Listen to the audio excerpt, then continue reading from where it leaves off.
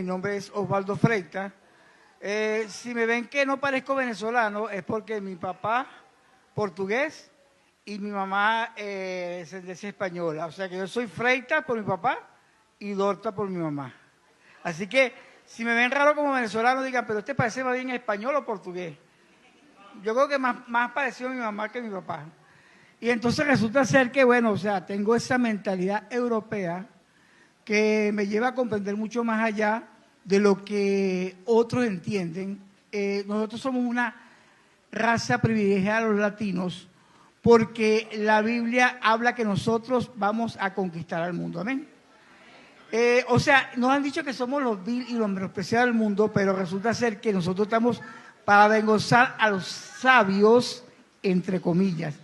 Y quiero decirle algo que quería decírselo desde hace tiempo.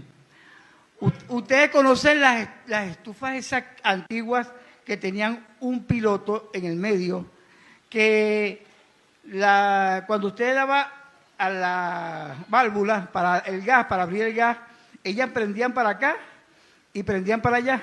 ¿Se acuerdan ese piloto? No sé si alguno conoce esa cocina antigua, que tenían un piloto que todo el tiempo se mantenía encendido y que daba llave para aquí y para allá. Bueno, República Dominicana es el piloto que está esperando nada más que activen las perillas para que el avivamiento pase por todas partes del mundo. Amén.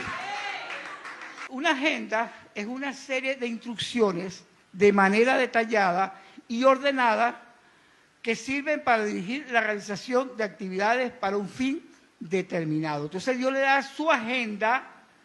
El padre le da la agenda a su hijo de lo que él tenía que hacer porque él tenía que vivir en plena obediencia. ¿Ve? Entonces, el nombre de Jesucristo habla de lo que era la agenda que el padre le daba a diario. O sea, Jesús significa Salvador y Cristo ungido. O sea, Cristo fue ungido como Salvador y cuando fue ungido fue en el momento en el cual él entró al Jordán y fue bautizado por Juan el Bautista. Jesús fue bautizado de la siguiente manera: como Mesías, como profeta, maestro y sacerdote, que era lo que hacía todos los días cuando él iba delante de la presencia del Padre a interceder por cada uno de los que él estaba predicando en ese momento, por su discípulo y por toda la obra que se iba a hacer y que él sabía que iba a haber para que fuéramos salvos, ¿verdad? Ok. Entonces, ahora, ¿por qué alguien como Jesús, que era santo, sin pecado, perfecto, 100% humano, por qué él necesitaba una agenda? ¿Qué podría trastornar su misión? Acuérdense lo último que le dije, 100% humano, ¿verdad? Como 100% humano podía ser afectado por 6 cosas que podrían detener la misión, propósito y visión que Dios le había dado. ¿Ve? Y eso vamos a verlo de la siguiente manera. Él podía ser afectado por lo que veía. A nosotros también nos puede afectar lo que veamos a nivel mundial, aunque tenemos que estar pendientes de la palabra profética que está en este tiempo en el mundo, porque Israel, que es el reloj profético de Dios, está trayéndonos a la luz que se está cumpliendo la profecía bíblica. Entonces, no podemos ser como la gente de los días de Noé, que no entendieron. Mira lo que le pasó: hacen un arca, Noé hace un arca y 120 años pasaron y ellos no entendieron que venía un diluvio. ¿Cómo? Si se arma una tremenda estructura, ¿verdad? Y tiene que ser que viene algo. No entendieron. Entonces, Noé y su familia fueron los únicos que entendieron y fueron salvos nada más que 8. Entonces, dense en cuenta ustedes esa situación. Entonces, nosotros tenemos que entender en este tiempo, porque resulta ser que para nosotros es indispensable creer en la venida de Cristo. Bien, Jesús veía lo siguiente como oposición a él, y era la oposición de su familia, porque aunque ustedes no lo crean, ni aún Juan 7:5 dice, porque ni aún sus hermanos creían en él. ¿Cómo? Lo conocían desde chiquito y nunca creyeron que fuera el Mesías. No, él se crió de la manera más normal. O sea, él fue la persona más común que pudiera haber del pueblo. Y cuando el hombre sale como saliendo y que ungido y demás, y bueno, ¿y qué pasó? Y los hermanos no creían en eso, en su propia familia, ¿verdad? Porque como dicen por ahí, ningún profeta es sin honra, sino en su propia tierra. Bueno, seguimos. Se tuvo que enfrentar lamentablemente a la oposición religiosa de su época. Lucas 23:2 dice, y los principales sacerdotes y los escribas buscaban cómo matarle, porque temían al pueblo. O sea, ellos temían de que el pueblo fuera a apedrear a ellos por causa de que Jesús le estaba lanzando ¿qué? La verdad. Porque Cristo, que es la esencia de la verdad, venía a decir la verdad en su propia cara a los religiosos de su época, hipócritas, sepulcros blanqueados. Ustedes no saben sino ponerle carga al pueblo y ustedes no llevan nada de esa carga, ¿verdad? Ok. Entonces ellos temían porque lo estaban desenmascarando. Ok, lo otro que tenía que Jesús ver era la oposición de algunos a los cuales él les predicaba. Y miren qué terrible, ¿no? Tenían la esencia de la verdad allí, a Jesucristo en persona. Y miren lo que pasaba. Jesús pasa por cierta región y dice, y no hizo allí muchos milagros a causa de la incredulidad de ellos. ¿Usted puede creer eso? Con una demostración de poder y autoridad y la forma en la cual él predicaba y la forma en la cual enseñaba, por favor, profeta, o sea, maestro, o sea, por favor, díganme ustedes. Entonces, lo otro que podía afectar a Jesús durante su vida y ministerio era lo que él oía, lo que nosotros también tenemos que entender, que nosotros tenemos que saber qué debemos oír y qué no debemos oír. Porque hay muchas voces, y yo siempre insisto lo siguiente, ¿cuántas voces oía Jezabel? 850. Se volvió loca. ¿Cuántas voces está oyendo usted en las redes sociales? Reflexiones sobre eso. Porque la que tiene que oír es la voz de Dios, no de los que emiten mensajes por las redes sociales y lo están tratando de llevar a usted a su terreno. Analice eso y apártese de eso. Busque primero la dirección de Dios y vea que llenándose de la verdad que está en la Biblia, usted va a repeler la mentira que le quieran lanzar a usted y que quieran atraparlo a ustedes no cancelados y a nosotros, pero a los que quieren atrapar en sus redes. Amén. Bien, tenía que tener cuidado con lo que oyera y Jesucristo dijo algo muy importante. En Marcos 4:24 dice, y le dijo, mirad lo que oís. O sea, ¿cómo que mire lo que oís? O sea, observen lo que están oyendo. Mirad lo que oí. Observen lo que están oyendo, ¿verdad? Observen qué es lo que le están diciendo. ¿Ve? Pongan fija su atención y sepan que si eso es bueno o eso es malo, si eso les conviene o no les conviene, ¿verdad? Ok. Y dice, y entonces, y siempre de madrugada iba a oír la voz del Padre. ¿Para qué? Para no verse afectado por lo que la gente decía de él, ¿verdad? Él no le hacía caso a lo que dijera la gente. Él sabía lo que había hablado con papá en el lugar secreto, en la madrugada. ¿Y por qué? Porque la gente le quería transmitir división. No pasa eso en las redes, que quieren transmitir división, decepción, desconfianza, duda o tristeza. Eso pasa en las redes. Tenemos que identificar eso y apartarnos de eso y irnos a centrar en la palabra. Mire, el único libro que es la verdad es la Biblia. Usted póngase a leer todos los libros que quiera en el mundo, pero la Biblia es la única verdad. Si usted quiere desintoxicarse de las mentiras, busque la verdad en la Biblia. Que ella lo va a desintoxicar facilito, pero propóngase leer la Biblia todos los días. Mire, hay una aplicación en YouTube que se llama, perdón, en la Biblia que se llama YouVersion. Yo busco el versículo del día, a eso me lleva un texto, el capítulo del texto, y busco el capítulo anterior, el capítulo que voy a leer, y el capítulo siguiente, por lo menos 3 versículos al día, 3 capítulos al día. ¿Para qué? Para llenarme de la verdad, cosa que cuando me quieran hablar de mentira, estoy blindado. Estoy blindado, como un camión blindado, como eso que hacen el transporte de valores. Bien. Lo otro es que Jesús tenía que tener cuidado con lo que él hablara. Nunca habló de su propia voluntad. Siempre lo hizo en total obediencia al Padre. Y le voy a dar un ejemplo. ¿Se acuerdan la mujer que llegó y le tocó el borde del manto? Yo estoy seguro que el Padre tuvo una conversación con Cristo y le dijo, va a llegar una mujer y te va a tocar el manto, el borde del manto.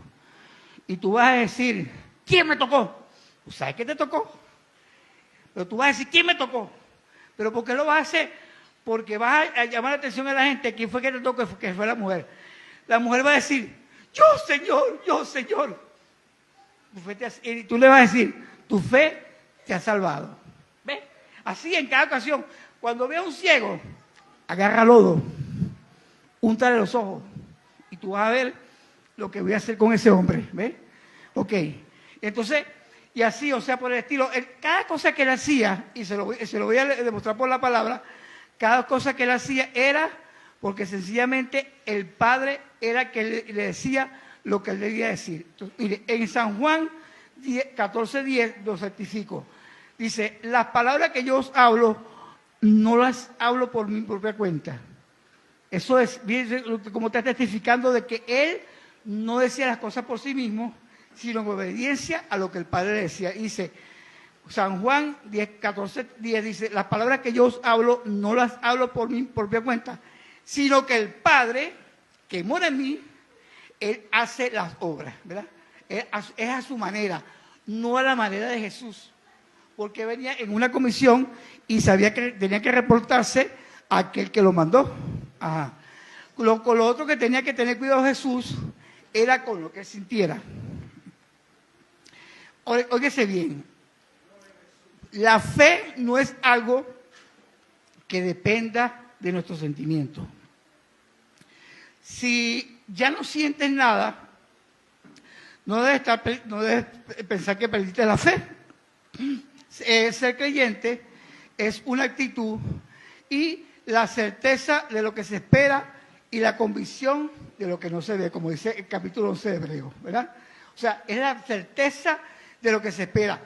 Aunque no veamos nada, pero la fe me dice, yo lo voy a recibir, eso es mío, me pertenece. Entonces, es creer a pesar de no ver. ¿Qué es la convicción de qué? De lo que no se ve. La certeza de lo que se espera, la convicción de lo que no se ve. Ajá. Lo otro que tenía que Jesús era que él tuviera que tener cuidado con lo que él quisiera, porque no era su voluntad, sino la voluntad del Padre. En Filipenses 12 en adelante dice, el cual siendo en forma de Dios, no estimó el ser igual a Dios como cosa a que aferrarse, sino que se despojó a sí mismo, tomando forma de siervo, hecho semejante a los hombres, y estando en la condición de hombre, se humilló a sí mismo, haciéndose obediente hasta la muerte y muerte de cruz. Fue obediente en todo momento, porque si él hubiera desobedecido, no habría forma que hubiera sido el Mesías. Inclusive, ¿saben que Cristo fue el único que pudo cumplir toda la ley? Porque era sin pecado. Al poder cumplir toda la ley, pudo ser el Mesías, ¿verdad? Ningún hombre podía cumplir la ley, porque cuando transgredía un punto de la ley, resulta ser que transgredía todos los puntos de la ley, y el ser humano no puede, porque tenemos una naturaleza de pecado. Pero por eso fue que él vino. Y le voy a contar una historia. Usted sabe que la historia de la humanidad tiene a alguien como un injerencista, que es Satanás. Satanás es un ángel caído que se vino a meter en el huerto a estorbarnos la felicidad que nosotros teníamos como seres humanos. ¿Ves? Y resulta que este injerencista empezó a inducir en Eva ciertas cosas como la duda en la palabra de Dios. Es más, cambió lo que Dios le había dicho a ellos. Dice, ¿con qué Dios ha dicho? Con que Dios ha dicho. Bueno, él decía, no moriréis. Dios le había dicho que iban a morir y él decía que no morirán. bueno, Eva no fue la culpable realmente de la caída de la humanidad, fue Adán, porque la Biblia dice que Cristo vino como el segundo Adán, no como la segunda Eva. Ella fue seducida, Adán toma el fruto, pero él lo hizo a propósito. Él lo hizo a propósito, y por eso es que Adán fue el culpable de la caída de la humanidad, porque todo el mundo le echa la culpa a la mujer. No. Fue Adán que a propósito se puso a comer del fruto. Usted ha oído religiosos por ahí que dicen, la mujer, que es por culpa de la mujer, es que estamos así. No, fue Adán, porque él era el hombre. Él no tenía que verle cuidado a su mujer de que estuviera hablando por ahí con una serpiente. ¿Dónde estaba su papel de sacerdote? ¿Dónde estaba el papel de sacerdote de Adán? Él falló como sacerdote, ¿ves? Entonces, y eso es lo que tenemos que hacer nosotros, no fallar como sacerdote, ¿ves? Y no juzgar a las mujeres por algo que no hicieron. Bien. Felicitaciones a las mujeres que son libres de culpa.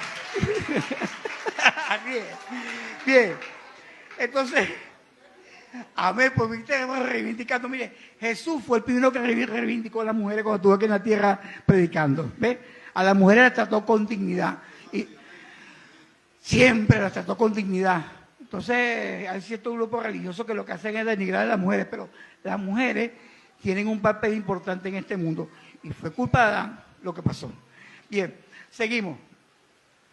Ajá, entonces Jesús tenía que tener cuidado con lo que él pensara. Porque mire lo que dice Isaías 55:8 en adelante, 8 y 9. Dice, porque mis pensamientos no son vuestros pensamientos, ni vuestros caminos, dijo Jehová.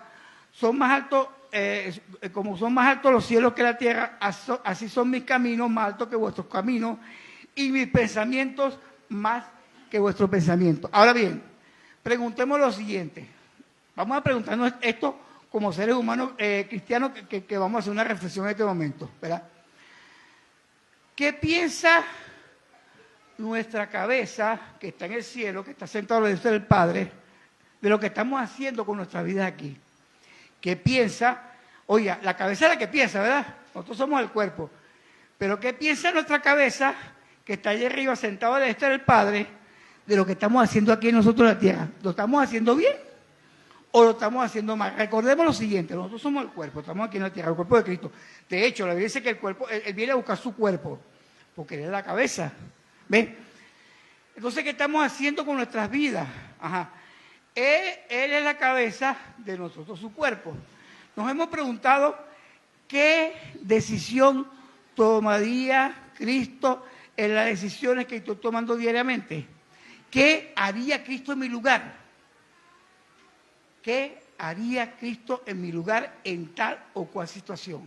Y eso es lo que debemos preguntarnos, porque la misma palabra de Santiago dice, si Dios quiere, haremos esto o aquello. ¿Ves? Ok, entonces debemos confiarnos en lo que Dios quiera mostrarnos como su agenda. ¿Por qué? Porque Él nos revelará todas las cosas. Y el Deuteronomio 29:29 dice, las cosas secretas pertenecen a Jehová, nuestro Dios, y las reveladas a nosotros y a nuestros hijos para siempre, para que cumplamos la agenda de Dios. Entonces debemos saber que Dios tiene una agenda y hay cosas que a veces no nos revela por la sencilla razón de que quiere librarnos de cualquier acechanza del enemigo. En su debido momento, Él nos va a revelar ciertas cosas y va a traer a nuestro entendimiento cosas que, como dice el obispo hoy, ¿cuánto decía? 35 años para que se cumpliera una palabra profética.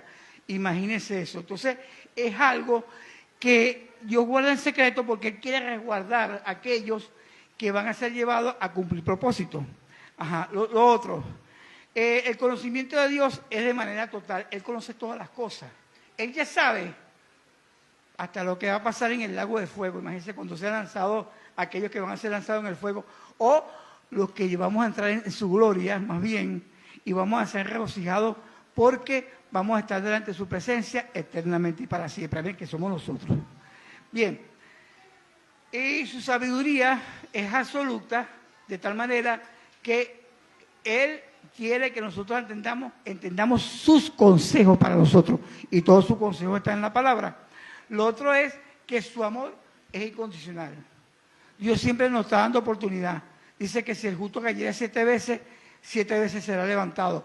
Porque Él nos ama y ve que la gente reincide, porque muchas veces no es que tanto es el diablo, sino tienen patrones mentales que los llevan a conseguir cometiendo errores. Pero cuando corregimos esos errores mentales por medio de la palabra, porque la palabra ella es para renovar nuestra mente y para llevarnos al pleno conocimiento de su palabra, es que nosotros podemos realmente entender la plena voluntad de Dios para nuestra vida. Tenemos que saber otra cosa, y es que Dios siempre ha sido el Shaddai, el más que suficiente para nosotros. Yo siempre digo lo siguiente, en cierta oportunidad, le voy a dar esta ilustración, hubo un pastor que él vio que su hija tenía muchos problemas, y entonces en la secundaria, o sea, cuando estaba estudiando, después de la primaria hasta la secundaria, y ya iba para la universidad dentro de poco. Entonces, Dios le hace ver una cosa, le dice, que le haga una pregunta a su hija. Le dice, hija, ¿cuántos son ustedes en el salón de clase?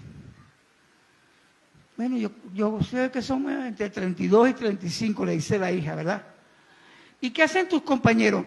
Bueno, unos miran el teléfono, otros echan chistes, mientras el profesor está hablando, otros hacen otras cosas. Entonces, ¿sabe lo que le dijo el papá, o sea, el pastor a su hija?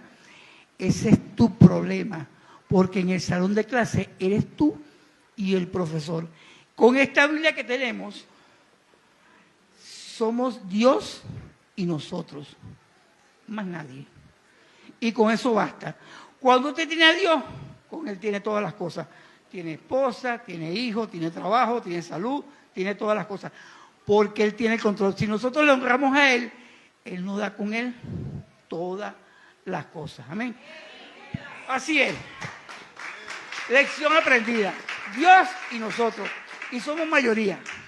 ¿No somos mayoría? Somos mayoría, Dios y nosotros, ¿verdad?